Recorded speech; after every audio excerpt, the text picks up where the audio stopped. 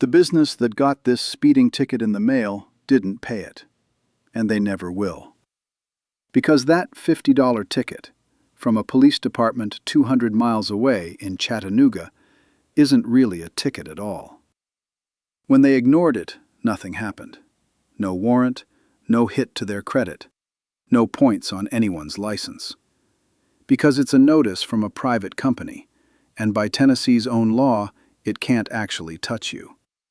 Ignore it, and all you get is a few more letters, until even those stop. So how does something like this end up in your mailbox? It starts on a 2-lane road just south of the state line.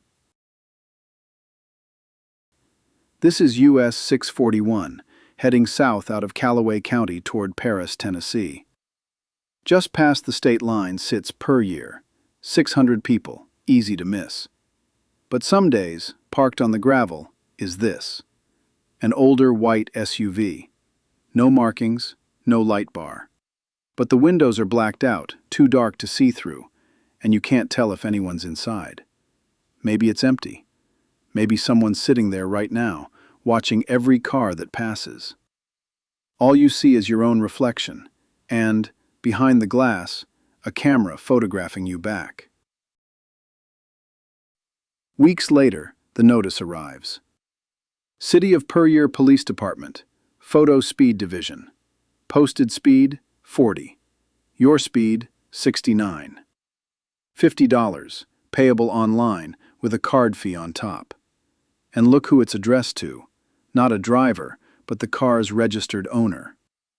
Because these cameras don't cite a person.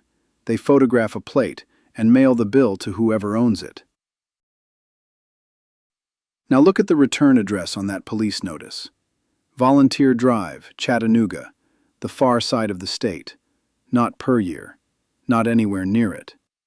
Because the outfit running this camera isn't the Puryear Police at all. It's a private company. The notice wears the town's name and a police badge.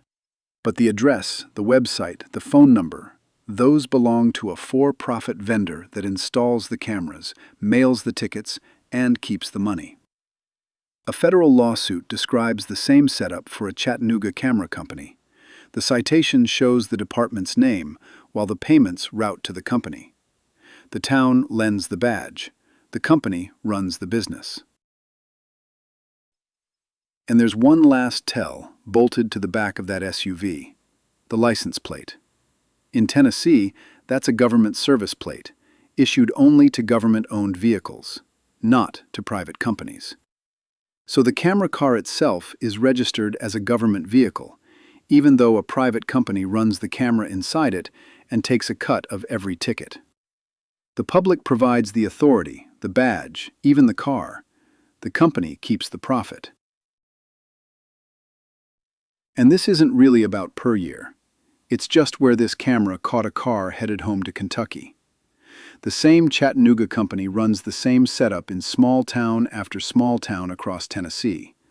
A little city signs a contract, lends its police name to the paperwork, and the cameras go up. So if a notice like this ever turns up from some town you barely remember driving through, it's likely the same operation. The town on the letterhead changes, the company behind it doesn't. And the notice is built to make you pay. In bold. Failure to timely file contest of this ticket or submit an affidavit is deemed to be an admission of liability and waiver of the opportunity to contest the violation. Read it fast and it sounds like a court order. Miss the deadline and you've confessed. That's how it's meant to land. So, we check that threat against the actual law. In Tennessee, these camera tickets fall under a single statute, and it's blunt. This is a civil penalty, not a criminal one. A non-moving violation, capped at $50 with no points on your license. And it goes further than most people realize. By that same statute, one of these notices cannot be reported to a credit bureau. It can't touch your credit. It can't raise your insurance. It can't suspend your license. That only happens with criminal fines, and this isn't one.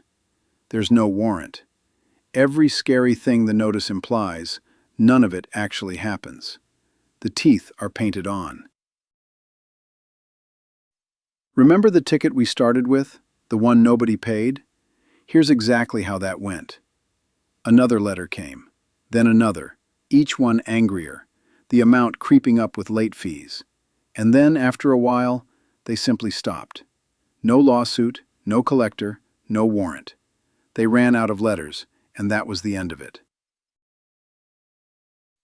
There is one real thread, and we won't pretend there isn't. State law does let the town charge the penalty, so in theory, they could take you to court and get a judge to turn that notice into an actual fine. But picture it. A Tennessee town of 600, hiring lawyers to chase a Kentucky driver across a state line, over $50. We couldn't find one case of it happening. On paper, the door exists. In practice, no one walks through it. One important line to draw, so nobody takes this the wrong way. This is about one narrow thing, a private vendor's speed camera notice, mailed to an out-of-state owner from a small Tennessee town. Don't walk away thinking every camera ticket is toothless, because plenty aren't. Other states can put a hold on your registration until you pay. A ticket a real officer hands you is real, and if you live in the state that mailed it, they have far more reach. Know exactly which kind you're holding. So, do you have to pay it? Honestly, no. Not in any way they can enforce. Because it was never a fine. A fine is something a court hands down after a judge decides you owe it.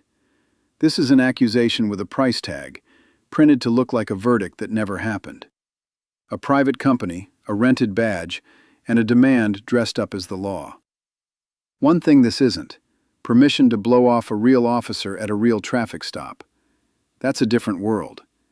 This is just a photo, a company 200 miles away, and a piece of paper hoping you won't read the fine print. So if one of these turns up in your mailbox, from Per Year or any of the other towns running these cameras, now you know exactly what it is. Murray Scanner. Watching the things that watch us.